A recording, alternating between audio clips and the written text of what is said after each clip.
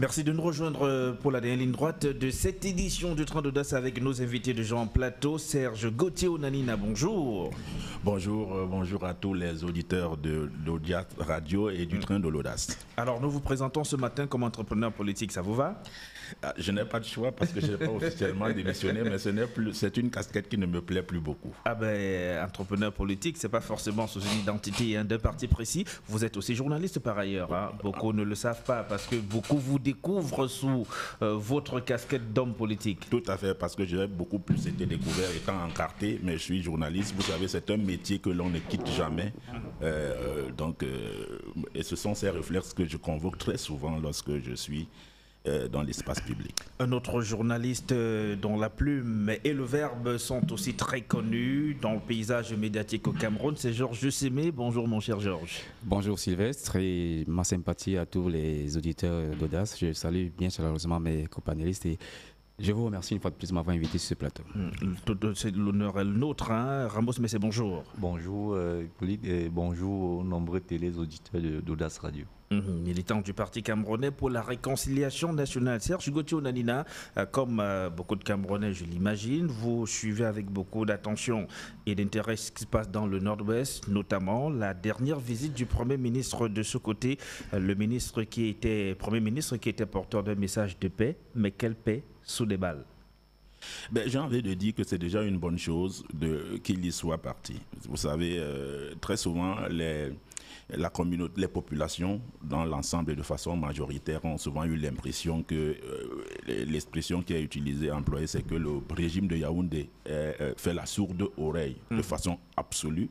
Donc le fait que le Premier ministre y aille quand même est l'un des indicateurs de ce qu'au-delà de la sourde oreille, il y a quand même de temps en temps quelques actions de ce côté. Deuxièmement, le Premier ministre, de tous les membres du gouvernement qui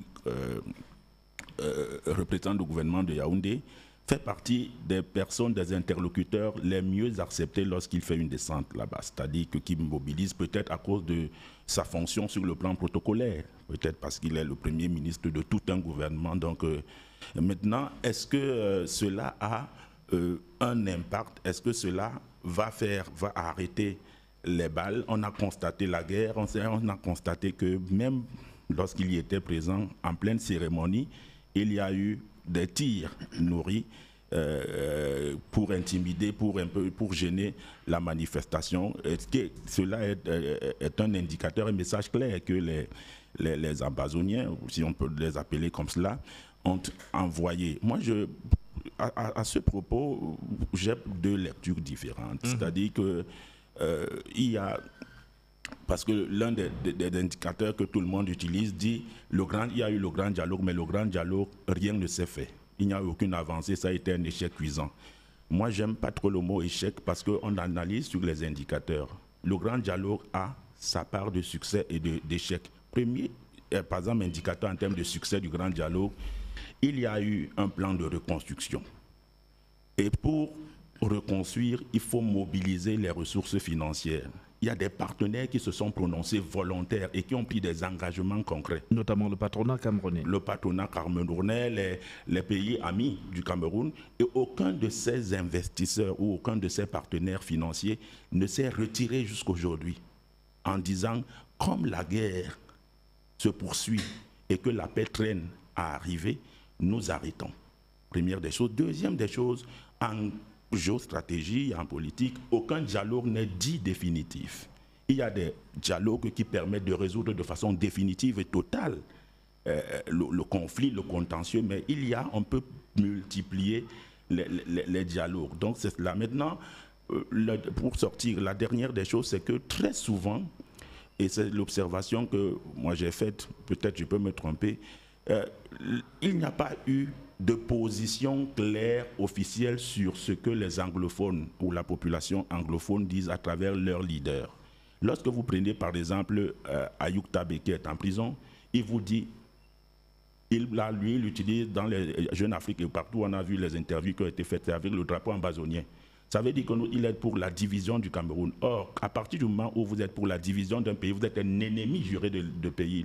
Aucun État ne négocie avec une personne qui appelle à lui amputer une partie de son territoire. Maintenant, il y a une autre partie des Camerounais qui estiment que pour des questions de gouvernance, mais également des questions historiques, ils ont été floués et ils préfèrent rentrer dans leur passif fédéral pour mieux être pris en charge, pour prospérer, pour évoluer.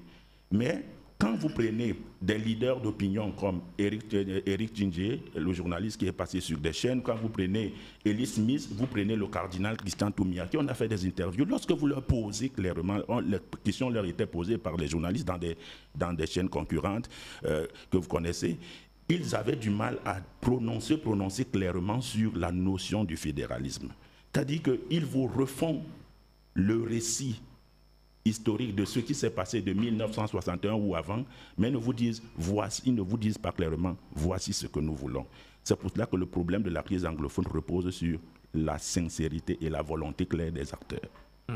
Et parmi ces acteurs, il y en a qui participent au pourrissement de la situation, hein, ceux qui sont les commanditaires des exactions sur le terrain. Georges Sémé, c'est bien de prôner pour la paix, c'est bien d'être le messager de la paix, et puis lorsqu'on est le Premier ministre, mais dans quel contexte, dans quelles conditions, avec des balles qui s'envolent ça et là, des coups de feu avec l'armement lourd, tel que le révèle désormais le ministère de la Défense, l'armement lourd utilisé par ces séparatistes ou alors ces bandes armées sur le terrain. Le contexte est effectivement difficile.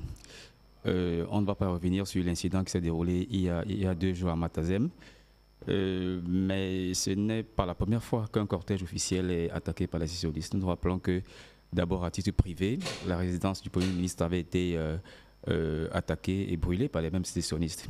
Et en novembre 2020, je crois, lorsqu'il allait participer aux obsèques des élèves qui avaient été tués par les mêmes sécessionnistes, voilà, à l'école Mother Francesca, lorsqu'il se rendait aux obsèques, son cortège a été sérieusement attaqué cette fois-ci. Il y a eu même des blessés. Donc ce n'est pas la première fois que son véhicule est attaqué, et on peut citer d'autres représentants de l'État qui ont été pris à partie par les sécessionnistes et parfois tués. Donc la situation est extrêmement compliquée. Et vous avez fait tout à l'heure allusion à cette nouvelle mutation opérationnelle des sécessionnistes qui semble avoir un appui qui viendrait de l'extérieur. Je ne vais pas citer le Nigeria comme pays voisin, mais tout porte à croire que c'est ce pays dont des rebelles du Biafra viendraient en appui aux sécessionnistes camerounais. Donc, le ministre de la Défense l'a évoqué il y a quelques semaines lors de son séjour dans cette zone, en indiquant que la crise a pris une autre tournure et qu'il fallait également une réadaptation aussi, voilà, une réadaptation des forces de réaction du Cameroun. Pour revenir maintenant à la mission du Premier ministre, il y va sous 3 casquettes. D'abord celle du Premier ministre, bien évidemment. Et n'oublions pas qu'il est le coordinateur national du PPRD NOZO, ce qu'on appelle le plan présidentiel de reconstruction du NOZO. Et il y a 2 semaines, il y était encore pour évaluer l'évolution même des différentes recommandations qui sont imparties à ce programme. Cette fois-ci, il est reparti en tant que le responsable en chef du suivi des recommandations du Grand Dialogue National. Donc, c'est sous une triple casquette qui se présente dans cette région. Peut-être il faut lui ajouter sa 4e casquette. Hein. Il a aussi une autorité traditionnelle. Effectivement. Effectivement. Mais dans le sud-ouest. Ouais. Voilà, je n'ai pas voulu étendre ça jusqu'à ce niveau puisque ça n'a pas un impact réel sur la résolution de la crise anglophone. Mais est-ce que si vous le dites, est-ce que ce n'est donc pas un problème? Parce que beaucoup ont souvent dit que si cette crise perdure aussi, c'est parce que sur le terrain, les uns les autres ne se reconnaissent pas en ces élites-là. Et le Premier ministre, chef du gouvernement, est une élite quand même de la région du Sud-Ouest, théâtre elle aussi de cette crise dite anglophone. Il y a une crise des élites, mais nous connaissons l'origine de ce que nous appelons la crise anglophone. Elle est d'abord partie des revendications coopératistes avant de connaître une mutation inattendue en revendications sécessionnistes. Et je crois que au premier stade des revendications, l'État a apporté quelques réponses, même si elles ne sont pas tout à fait, même si elles n'arrangent pas tout le monde. Il y a quand même des réponses qui ont été apportées, des réponses administratives qui ont été apportées de la part de l'État. Je vais citer par exemple les réformes qui ont été apportées à la Cour suprême, à l'ENAM, et au sein même de la fonction publique, on a recruté des milliers d'enseignants pour essayer de résoudre une partie des revendications qui avaient été posées par les premiers protestataires. Donc l'État a fait sa part. Sur le plan opérationnel, je partage le point de vue de M. Onanina qui pense qu'on ne peut pas permettre la sécession de notre pays, quel que soit le motif des revendications, arriver à une revendication extrême comme celle de la partition d'un pays, je crois que même si on faisait un référendum en zone anglophone, l'unité du pays l'aurait remporté. Donc je pense que l'État a fait d'énormes progrès sur le plan administratif, mais ce n'est pas tout. Il faut intégrer maintenant le côté social et économique. C'est la raison pour laquelle on a mis sur pied, l'État a mis sur pied le PPA de Nozo afin d'apporter des solutions économiques à des problèmes structurels qui concernent cette zone anglophone. Si le mot BAL figure, et on l'a fait exprès de le faire figurer dans ce thème, c'est parce qu'on a cette interrogation. Est-ce qu'on n'est pas là dans une phase où on brûle les étapes? Parce que si on veut reconstruire, si on veut pacifier la localité, si on veut pacifier ces deux régions, est-ce qu'on ne doit pas d'abord trouver des voies et moyens de faire cesser ces coups de feu-là? Je crois que c'est un aspect qui fait débat depuis longtemps. Mais lorsqu'on regarde un peu la cartographie opérationnelle du combat sécessionniste aujourd'hui, on se rend bien à l'évidence que les sécessionnistes, ils se cachent dans les coins reculés. Et ils font des apparitions sporadiques, des attaques sporadiques, font ce qu'ils peuvent, massacrent, tuent, brûlent et se retirent. On ne les voit jamais, ce n'est pas un ennemi conventionnel qu'on voit. Donc ça veut dire que les actions de reconstruction, effectivement, dont les actions de reconstruction ne peuvent pas s'arrêter alors qu'on n'a pas un front, une ligne de combat avec les sécessionnistes. Donc les actions de reconstruction peuvent se poursuivre. Et je pense que l'État a bien mûri cette stratégie. Et comme le disait le président panéliste, les bailleurs de fonds ne se sont pas retirés. Et la première phase, je crois, elle s'étend de 2 à 3 ans. Et elle est en cours. Il y a un problème de financement, nous le reconnaissons. Il y a un problème de financement. Je me souviens que le Premier ministre était au JICAM, et vous l'avez évoqué tout à l'heure, en mai dernier, où il est venu mobiliser le secteur privé afin qu'il participe comme les bailleurs de fonds multilatéraux et bilatéraux du Cameroun à l'effort de reconstruction. Et des chiffres avaient été rendus publics ce jour.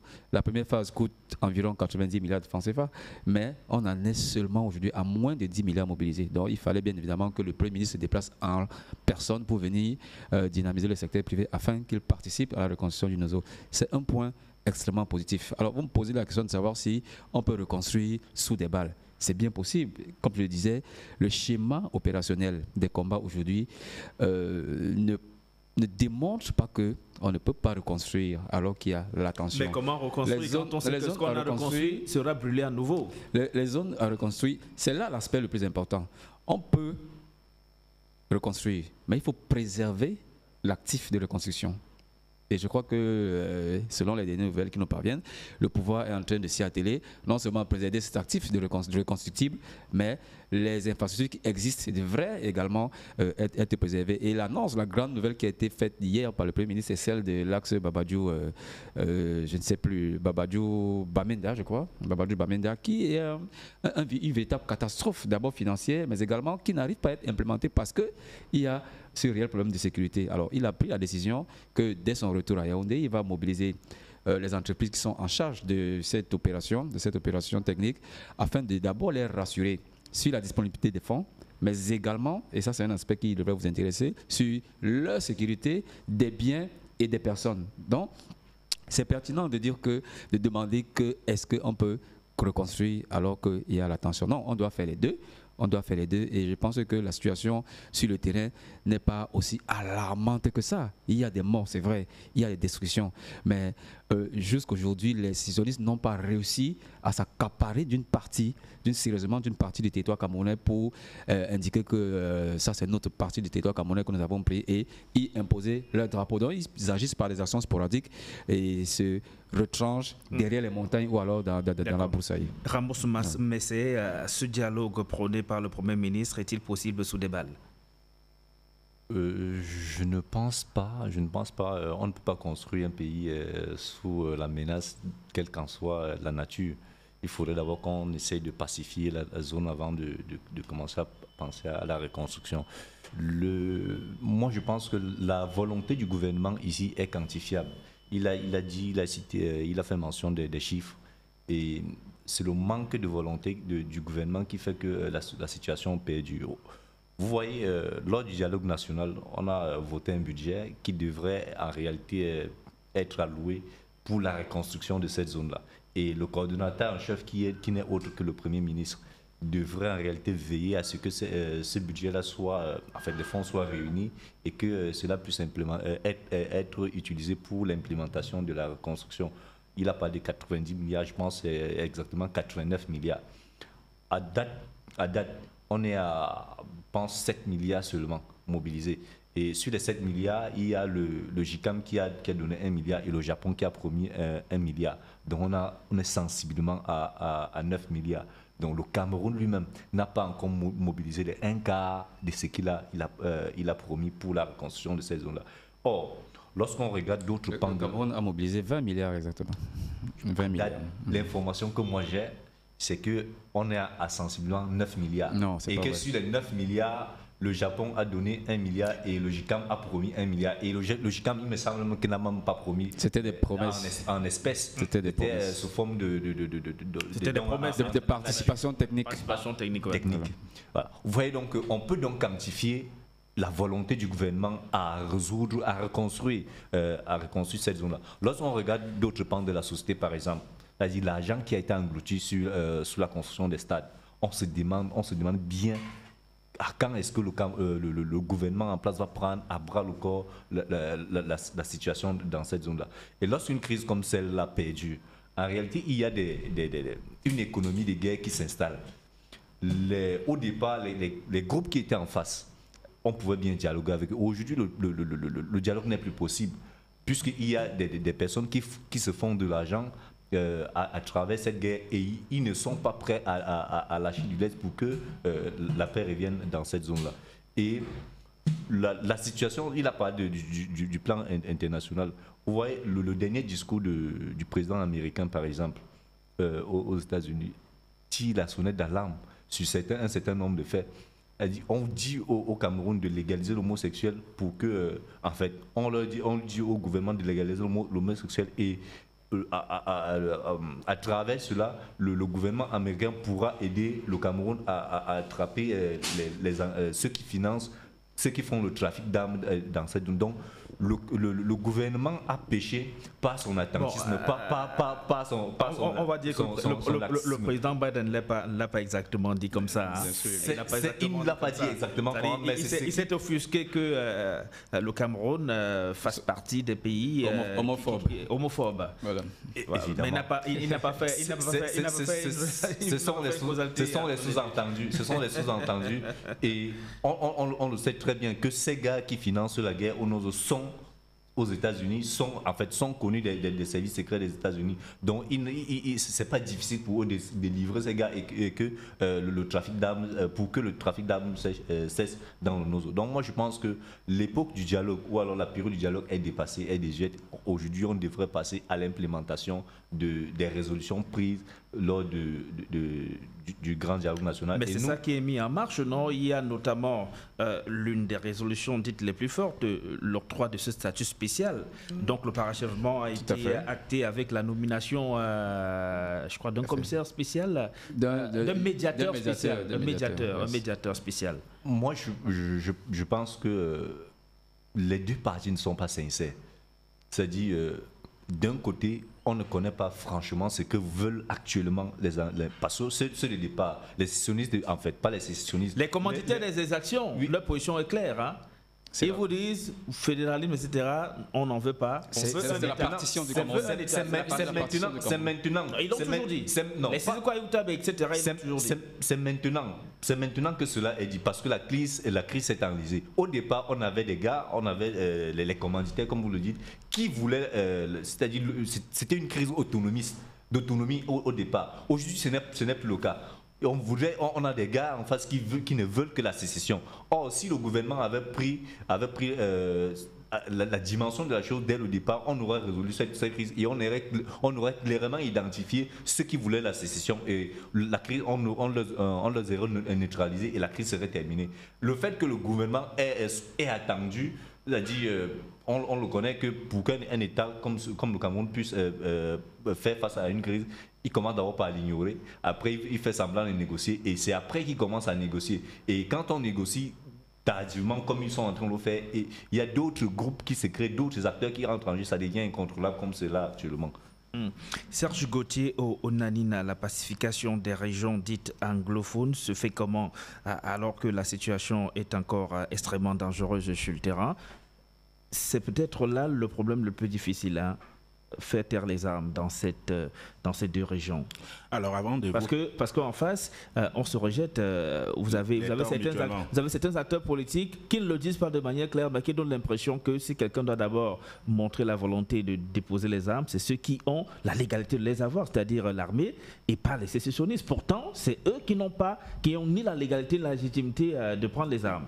Avant d'y revenir, d'ailleurs, pour commencer par là, ça n'a pas de sens. Si une armée dépose les armes, elle n'est plus une armée. Si une armée dépose... Elle fait un aveu d'échec à ce moment. Tout à fait. Puisque nous sommes dans une situation dans laquelle l'armée est censée être partout pour sécuriser toutes les populations et son territoire. Vous ne pouvez pas demander à une armée de déposer les armes. Sur d'autres plateaux, j'ai posé la question aux gens. Si on me montre là-haut, pendant la question corse, ou alors la guérilla des FARC, la question colombienne et autres... La Catalogne. On a demandé d'abord en priorité à l'armée de déposer les armes et l'armée l'a fait. Vraiment, que les gens me montrent ça. Maintenant, moi, je voulais revenir avant de vous répondre à propos de votre question au sujet de la réaction de M. Messé, si je me trompe. Il se contredit à deux niveaux. Première des choses, il dit on ne peut pas reconstruire sans la paix.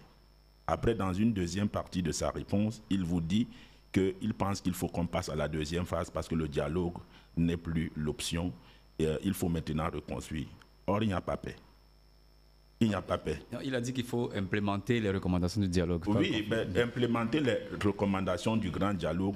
Ces recommandations du grand dialogue sont parmi lesquelles il y a la reconstruction. Parce que concernant les aspects politiques, il y a un certain nombre d'aspects qui ont été déjà... Je voudrais repréciser mon idée. Je vous dis qu'il faudrait implémenter les résolutions du Grand Dialogue National. Oui. Et dans les résolutions du Grand Dialogue National, il y a par ailleurs la reconstruction. L'une des principales choses, c'était le statut spécial. Oui. Et je vous ai dit tout à l'heure que c'était une crise autonomiste.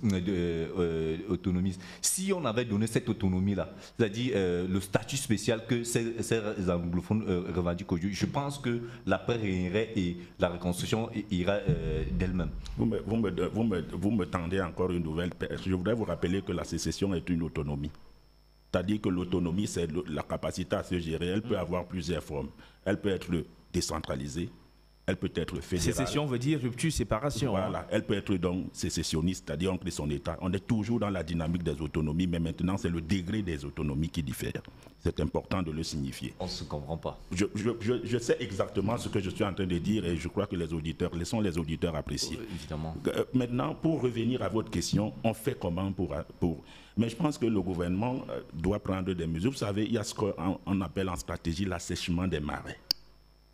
L'assèchement des marais, c'est une stratégie qui consiste parce que ici, aujourd'hui, pour que cette guerre prenne fin, mon cher Hippolyte, il faut l'adhésion complète et totale des populations.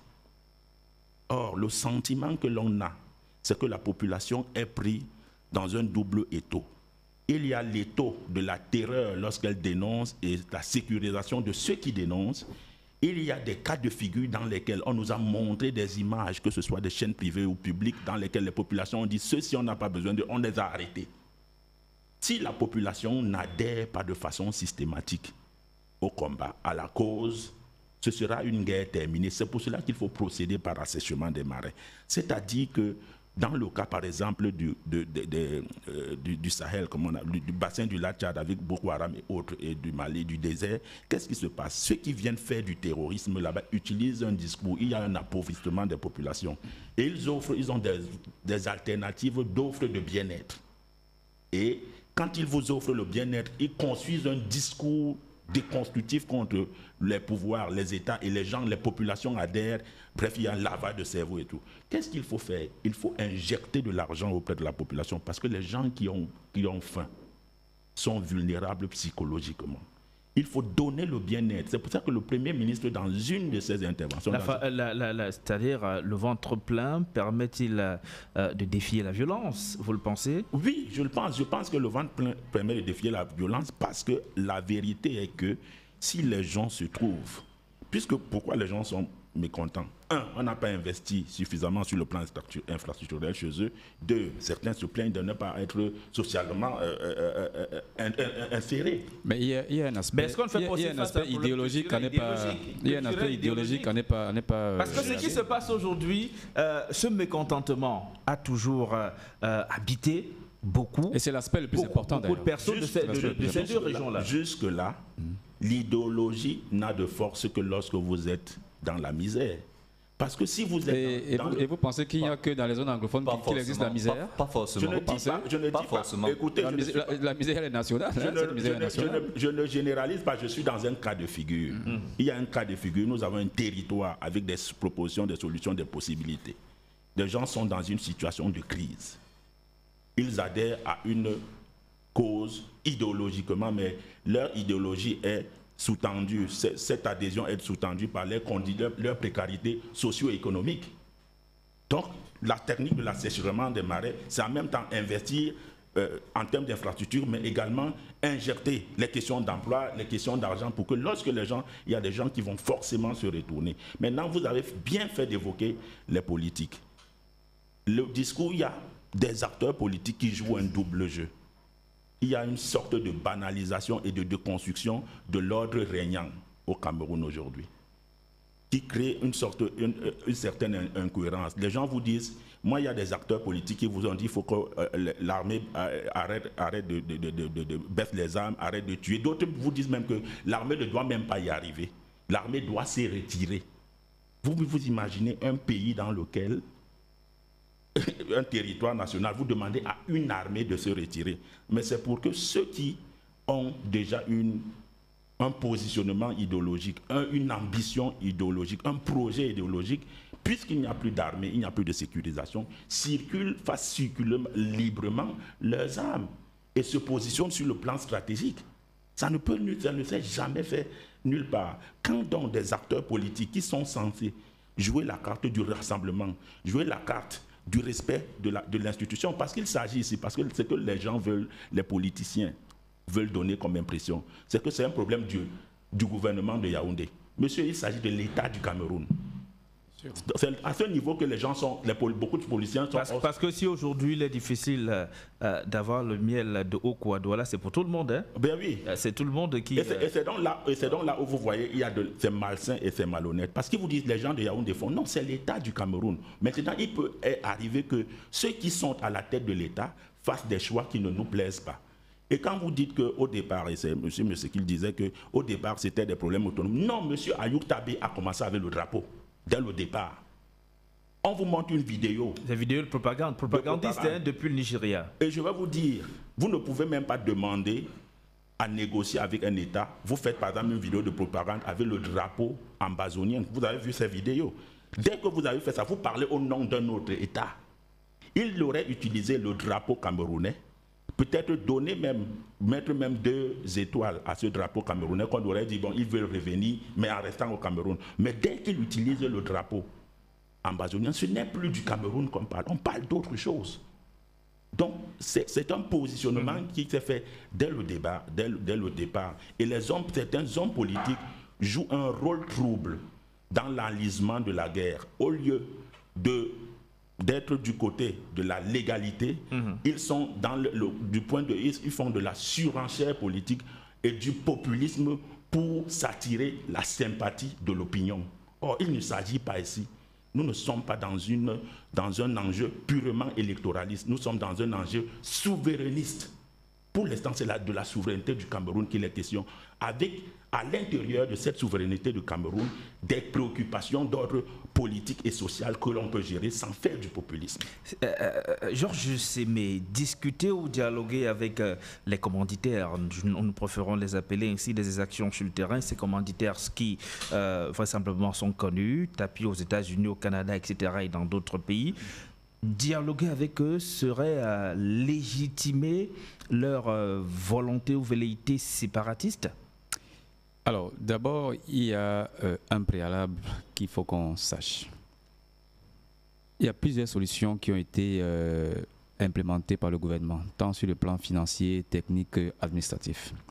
Mais depuis le déclenchement de cette guerre, on observe que les sécessionnistes sont restés raides sur leurs revendications, qui est celle, comme vous le savez, de diviser le Cameroun en deux. Donc ça veut dire déjà qu'il y a une première barrière. Il y a une première barrière entre les deux positions. On va discuter de quoi? On va discuter de la sécession. Pardon. Est-ce qu'on va discuter d'un maintien dans la République? De deux, il y a les acteurs. Vous avez relevé qu'il y en a qui sont, il y en a au Cameroun bien sûr, il y en a qui sont à l'étranger majoritairement. Pour votre premier volet, le gouvernement a sa position claire là-dessus. On ne dialogue pas. Le chef de l'État l'avait indiqué depuis le grand dialogue national.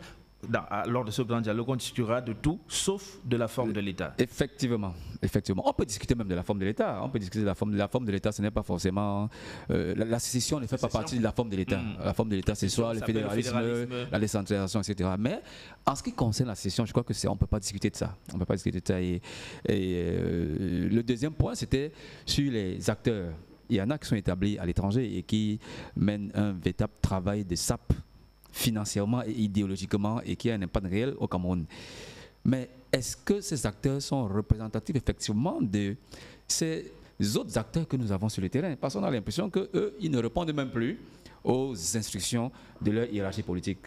Vous savez, dans ce type de combat, il y a ce qu'on appelle la vitrine politique. Il y a la vitrine politique et la vitrine opérationnelle. Mais il me semble depuis quelques années qu'il y a une distorsion ou alors un divorce entre l'idéologie de ceux qui sont chargés de porter cette guerre à l'étranger et ceux qui sont opérationnels sur le terrain. Parce que à l'étranger, on est plutôt focus. Bien sûr, on partage la sécession, mais on n'est jamais pour la destruction des biens, des vols et des tueries.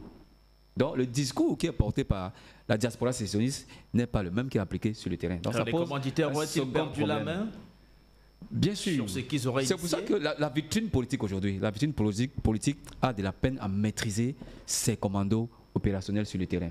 Parce qu'ils ne partagent plus les mêmes points de vue. Et on a l'impression qu'ils sont devenus des électrons libres, des grands bandits, qui n'ont plus l'idéologie sécessionniste et qui se livrerait plutôt à un commerce économique de la guerre. À du banditisme. Voilà, à du banditisme. Donc, il y a cela.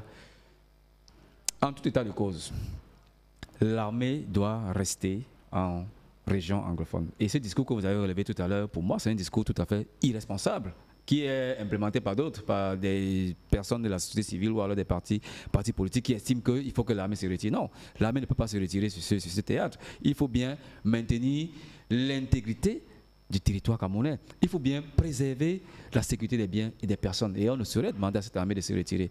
Il peut avoir une solution. Il peut avoir une solution.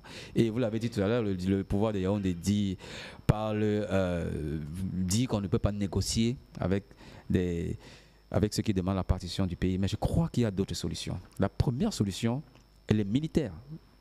Elle est militaire. C'est du droit de l'État du Cameroun. C'est du devoir de l'armée du Cameroun de préserver l'intégrité de nos territoires et de préserver les biens et les personnes. En faisant par exemple des victimes collatérales et attirer. Ça existe dans toutes les guerres. Et attirer maintenant la communauté internationale. Ça existe dans toutes les guerres. Les dégâts collatéraux, ça existe dans toutes les guerres. Mais seulement, il faut que le gouvernement reconnaisse qu'il y a eu des bavures. Parce qu'on a eu un épisode ici avec Garbo où le gouvernement a semblé dire que non, il n'y a pas eu de bavures, etc. Et après, on se dédie en disant que oui, écoutez, ça arrive partout, il y a eu des morts. Et puis, bon. Donc il faut que quand il y a bavure, que le gouvernement reconnaisse et prenne les mesures appropriées. De deux, je crois qu'il faut que les sécessionnistes mettent un peu d'eau dans leur moulin. Le Cameroun ne sera jamais divisé. En tout cas, pas de cette façon. Il faut qu'ils mettent de l'eau dans leur moulin et que les revendications de sécession soient mutées en d'autres revendications pertinentes. Et je disais tout à l'heure qu'il y a un problème idéologique. Et ce problème idéologique occupe au moins 70% du problème. Ce n'est pas tant la misère. Oui, la théorie de l'assèchement, d'accord, on peut résoudre ça à 100%, mais ça ne va pas arranger le problème parce que l'idéologie anglophone part de ce qu'il y a des ramifications historiques qui y sont greffés. On est parti de la République fédérale, l'État unitaire, etc. Et ils ont toujours dit, en tout cas les porte-voix anglophones ont toujours dit qu'il y a eu un problème. Il y a toujours un problème idéologique qui fait que l'anglophone n'est pas toujours très bien intégré dans la République du Cameroun. Et c'est ça même le fondement de la crise anglophone aujourd'hui. Alors, si ces sécessionnistes aujourd'hui peuvent se rendre à l'évidence que le chantier de séparer le Cameroun est aujourd'hui inaccessible, franchement, s'ils ont vraiment des représentants politiques à l'étranger qui reviennent à la raison et posent d'autres revendications. On a vu ça sous d'autres cieux. On l'a vu en Espagne, on l'a vu en Colombie, où les extrémistes les plus terribles, les plus odieux de la planète sont venus sur la table de négociation en enlevant, en élaguant tout ce qu'ils avaient de revendications, comme revendications extrémistes pour discuter avec le pouvoir en place. Et ça a donné ce que nous connaissons aujourd'hui. C'est le cas en Colombie. Donc pourquoi pas ceux du Cameroun? Donc c'est pour ça que je disais tout à l'heure que je ne suis pas sûr que la vitrine politique des sécessionnistes, et il y en a même plusieurs, il y en a plusieurs, ont encore une main mise sur leur commando sur le terrain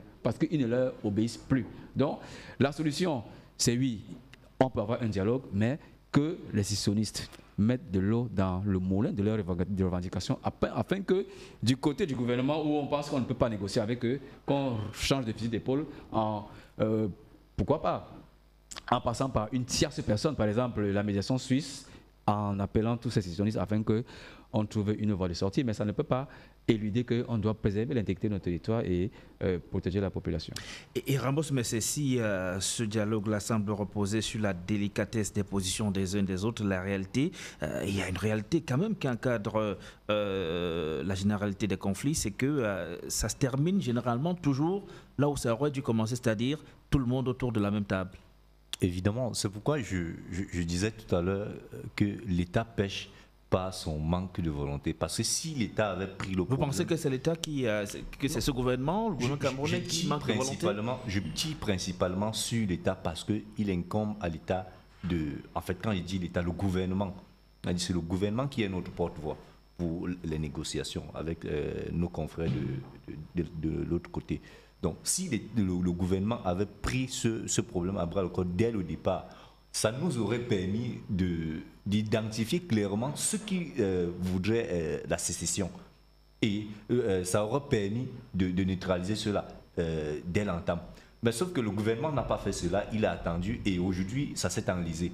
On ne sait plus qui est qui, on ne sait plus avec qui négocier. Et lorsqu'on va même pour faire semblant de négocier actuellement, il y a ceux qui ne sont pas pour la négociation. Voilà pourquoi il y a cet enlisement-là. Donc, moi, je pense que nous, on a proposé des solutions. En réalité, on a proposé le fédéralisme communautaire. Donc, si cette autonomie poussée, ou alors la décentralisation, qui est même constitutionnalisée depuis 1996, avait été de façon effective donnée à ces régions-là, je pense qu'on n'en serait pas là. Et il est inadmissible que... on puisse dire qu'on doit désarmer l'État pour négocier. Chez nous, en fait, quand il dit chez nous, c'est au PCRN, c'est inconcevable. L'État a le monopole de la contrainte légitime. Donc, il revient à ceux qui sont en face, c'est sécessionner, de déposer d'abord les armes avant toute négociation. Donc, voilà en quelque sorte.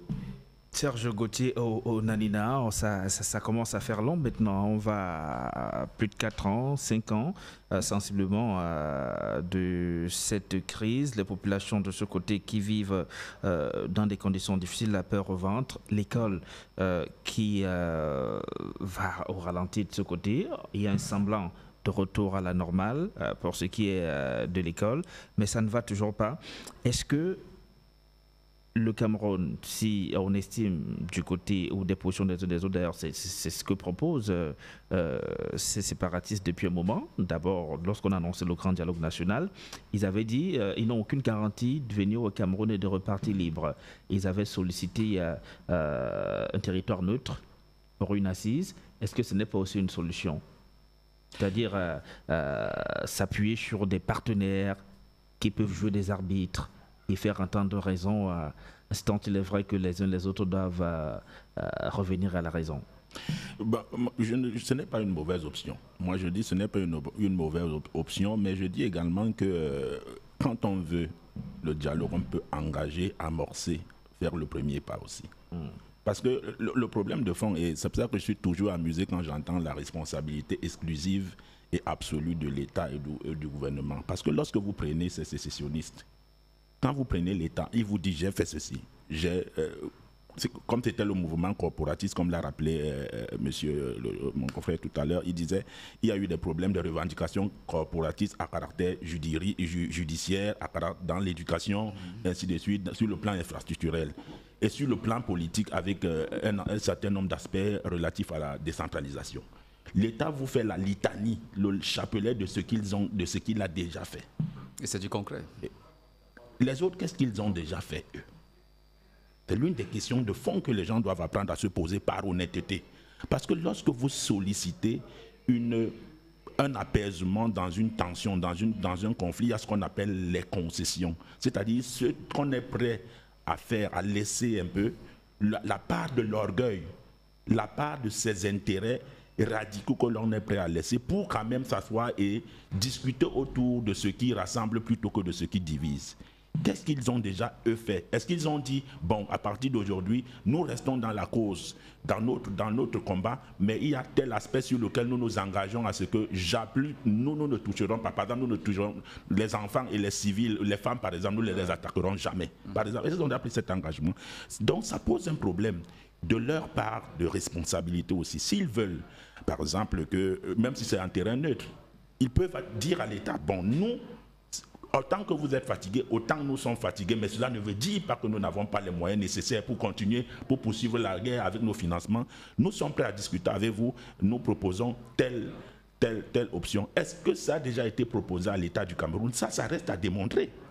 Ça reste à démontrer. La question étant, est-ce que quelqu'un qui veut se séparer de vous, qui veut partir, comme une épouse qui veut partir, elle a sa position absolue en matière de divorce. Est-ce qu'elle est prête à discuter encore? Et de quoi discutera-t-elle puisqu'elle est dans la logique du départ?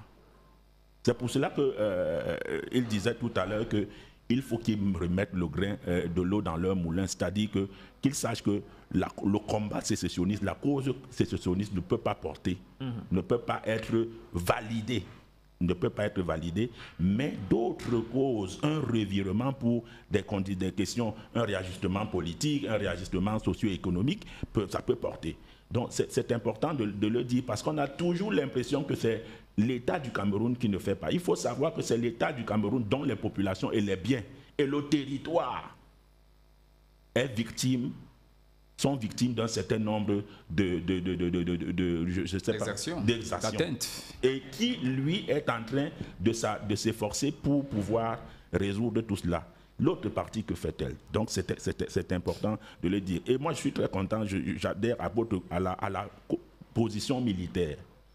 Les enjeux sont devenus importants, l'armement est devenu lourd, il y a un acteur, un allié qui a été clairement identifié, qui est la rébellion du Biafra, qui est de l'autre côté de l'État du Delta. Il faut sécuriser la frontière camerounaise et durcir le ton sur le plan militaire. Parce que ce que les gens ne savent pas et oublient, c'est que le dialogue dans les bureaux n'a jamais empêché. Chacun continue sur le territoire à combattre pour voir qui est le plus fort. C'est quand on perd ou qu'on recule, qu'on dialogue. Et même lorsque, on le voit souvent entre l'État hébreu et la Palestine, même quand on parle de cessez-le-feu, chacun garde son armée sur ses positions. Tout à fait. C'est-à-dire on parle de cessez-le-feu, mais chaque armée reste sur ses positions. Cessez-le-feu, c'est ne plus tirer, mais ce n'est pas se retirer. Mais maintenant, il peut y avoir une option dans laquelle, pendant que les gens dialoguent, parce que les gens, c'est un rapport de force. C'est un rapport de force. On a tué 15 militaires. S'ils démontrent qu'ils peuvent encore tuer 20-30, ils deviennent encore plus forts dans les exigences de la négociation. Mais si l'autre partie reprend la main, ça dépend. Donc, il faut que l'État du Cameroun, elle-même, à travers son armée, qui dit qu'elle ne fait que sécuriser, elle n'attaque pas. Elle n'est pas dans une stratégie d'attaque militaire. Qu'elle pose donc des actions militaires et qu'on voit sa force, et puis que l'opinion lui dise, bon, on comprend que vous n'êtes pas préparé, négocions.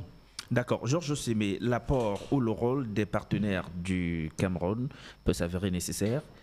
Oui, dans le volet... La Suisse propose sa médiation depuis. Hein.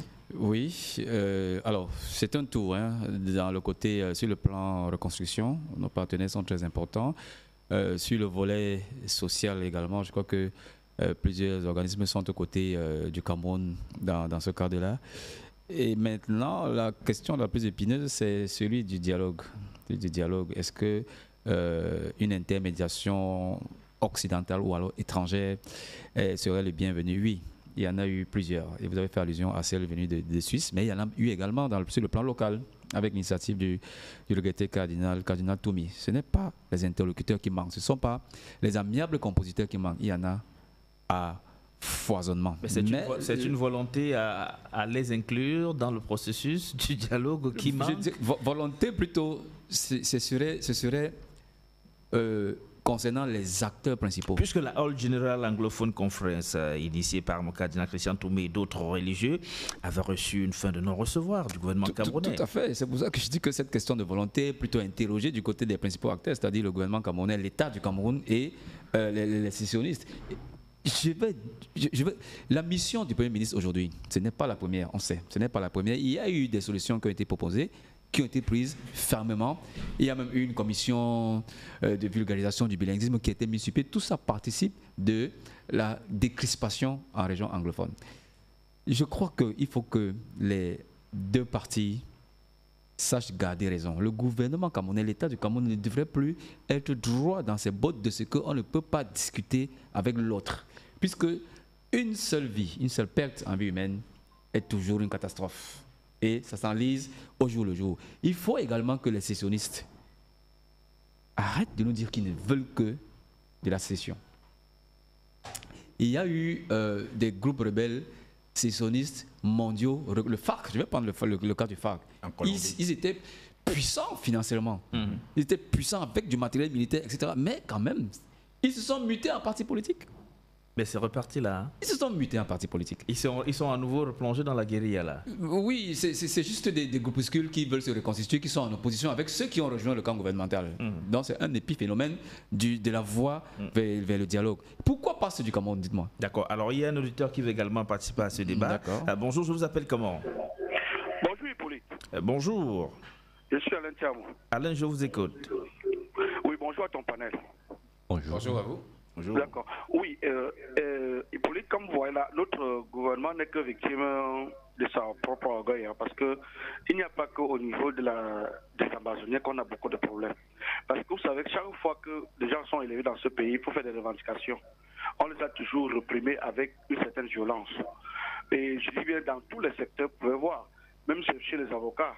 Vous n'ignorez pas l'épisode qui s'est passé dernièrement au niveau de Bonanjo, où on a gazé tous les avocats parce qu'il y avait eu certaines revendications qui étaient faites.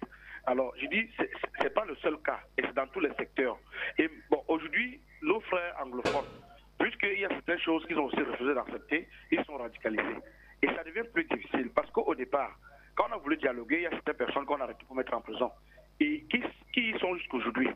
Et rien n'a été fait. Bon, on prend quelques personnes, on libère. Aujourd'hui, il y en a plus de 800 qui sont en prison. On demande à d'autres de déposer la guerre et de revenir et qu'on essaie de les réintégrer. Alors, qu'est-ce qu'on fait de ceux qui sont en prison? Ceux qui sont en prison ont déjà purgé des peines, mais on veut que celui qui doit déposer les armes vienne, soit intégré et qu'on lui donne peut-être quelque chose à faire. Et entre-temps, celui qui est en prison, qu'est-ce qu'on fait de lui? Et ça, c'est pas du poids de mesure. Avant, je dis ceci, il y a un véritable problème. Ceux qui ont refusé depuis le départ de résoudre ce problème ne peuvent plus être ceux qui doivent les résoudre aujourd'hui.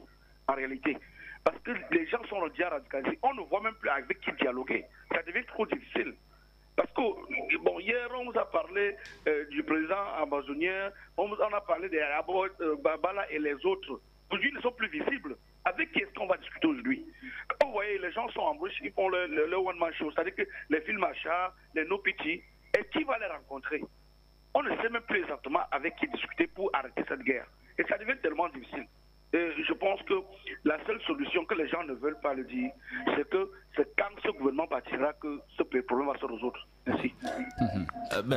Mais notez que le départ de ce gouvernement ne fait pas partie des revendications premières de ce mouvement sécessionniste. Hein. Si vous permettez, c'est moi qui avais la parole. J'aimerais dire que je fais partie de ceux qui ne mélangent pas le genre de problème. Voilà.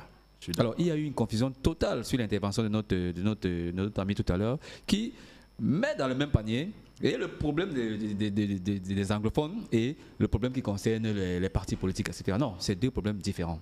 Et s'ils veulent qu'on parle des partis politiques, on peut en discuter, puisque eux-mêmes, ils ne sont pas blancs comme neige. Nous sommes des journalistes, nous avons des éléments importants pour apporter la contradiction. Il y a un problème de gouvernance au Cameroun, c'est tout à fait réel. Mais ce n'est pas parce qu'il y a un problème de gouvernance qu'on va végéter dans un état de non-droit. Et c'est là où il y a véritablement la problématique avec les partis politiques de ces pays. Le principal d'entre eux, le MRC par exemple, l'autre, le SDF, ce sont des partis politiques qui comptent pour beaucoup dans l'échiquier politique du Cameroun et qui peuvent peser de tout leur poids pour faire vaciller le gouvernement s'ils étaient mieux organisés.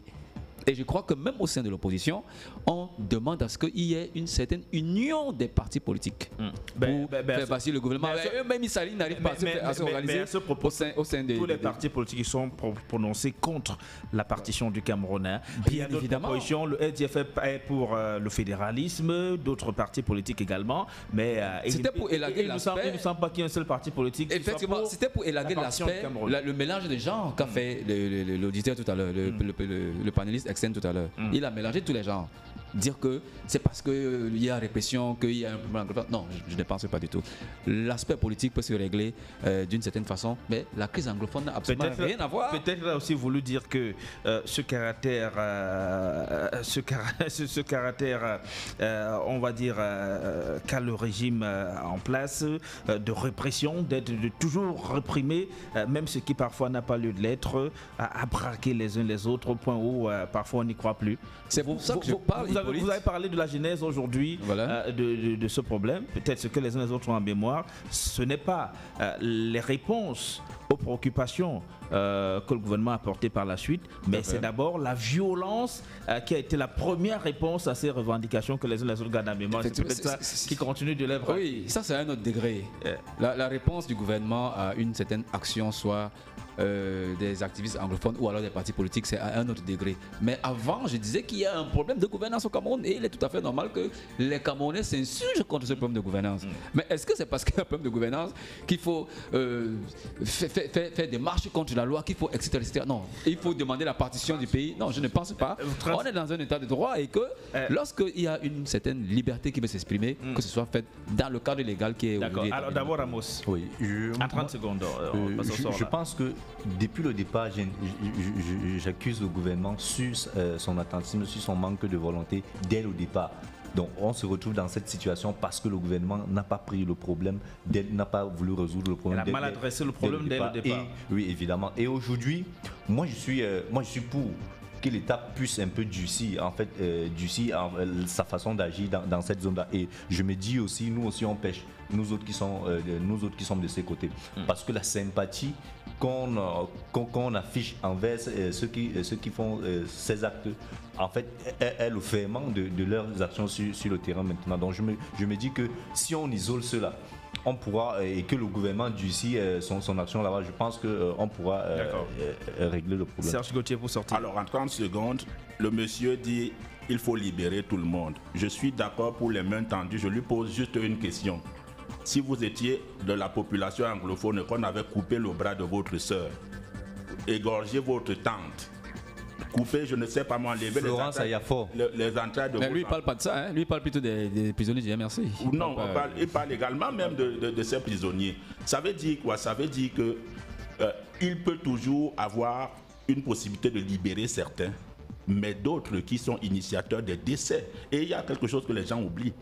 En Afrique du Sud, Nelson Mandela était en prison, les négociations se faisaient. C'est quand il y a eu l'aboutissement qu'on a dit, il est lui le leader, c'est-à-dire le meneur. Mais les négociations se faisaient, ça n'exclut pas. Donc il ne faut pas qu'on donne l'impression que les morts qu'on a vécu, qu'on a vu les victimes, là, vont entrer dans les pertes de profits comme ça. Merci à tous les trois, Serge Gauthier, Ramos Messé et puis Georges Sémé. Messieurs, à vous qui avez répondu favorablement à notre invitation à ce débat ce matin, nous vous disons infiniment merci. Merci à Alain Tchamo et à tous ces auditeurs qui étaient connectés et qui le resteront d'ailleurs tout au long de cette journée. Nous vous donnons, s'il peut être, du rendez-vous demain lorsqu'il sera 6h30. Au revoir.